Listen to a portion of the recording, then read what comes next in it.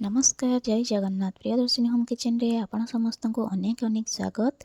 आज आम बनवा मोमो बनवाई प्रथम आम मैदा चकटा तो से गोटे जगह नहीं जो थी कि मुझे 2 गिना मैदा नहीं आपण मैंने चाहिए ये कम अधिका कर मैदा नहीं पारे। अधा चामच लुण आ रिफाइन तेल नहीं सुखिला आगे गोलेबा तापर आम हल्का उषुम पानी दे मैदा को चकटा। ये आम एकाथरके पानी दे चकटानी अल्प अल्प पानी देके आम मैदा को चकटा।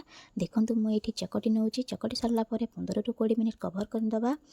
मैदा रेस्ट हवा भितर में पूरा स्टफिंग बनइबा। स्टफिंग मुझे ये फाड़े बंधाकोबी गोटे गाजर कोरिकी नहीं ता सहित रसुण छेचा अदा छेचा आ गोटे बड़ पियाज काटिकी नहीं ये परफेक्ट मोमो बनवाई वीडियो को फुल देखंतु। आशा करी रेसिपीटी भल लगे वीडियो को लाइक करेंगे शेयर करेंगे चैनल को प्लीज सब्सक्राइब करेंगे। तापर मुझे कड़े बसई नहीं कड़े गरम है गोटे बड़ चामच तेल देती तेल गरम है टिके जीरा ऐड करी तापर अदा छेचा रसुण छेचा आ काटिकी रखिथिबा बड़ पियाज को भी देके भाजी नहीं किसी सेकेंड तार कंचा स्मेल जावा पर्यंत। तापर जो 2 प्रकार वेजिटेबल्स रखी कोरिकी ताको भी ऐड कर नहीं।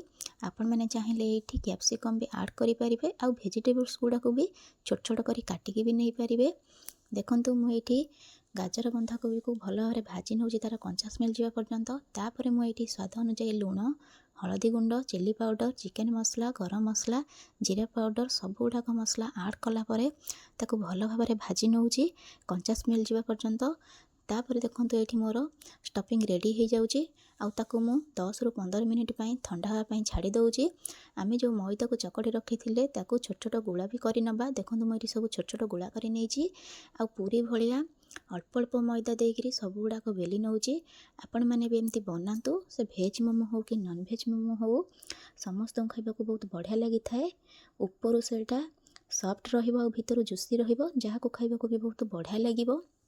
देखो मुझे जो पूरी भाया सब गुड़ाक बेली नहीं ता भितर स्टफिंग देकी केमिति फोल्ड कर नौची। तापर मुझे गोटे कड़े नहीं कड़े ऊपर गोटे जाली रखी आपण मैंने चाहिए ये इडली छांचारे भी मोमो को बन पारे। देखो मुझे गोटे जाली नहीं जाली उपर सब गुड़ा मोमो को रखी दौची आ 10 ରୁ 15 मिनिट ताको कभर कर नौची। मझे मझे टिके चेक करवा कड़ी जमी पानी सुखी न जाए।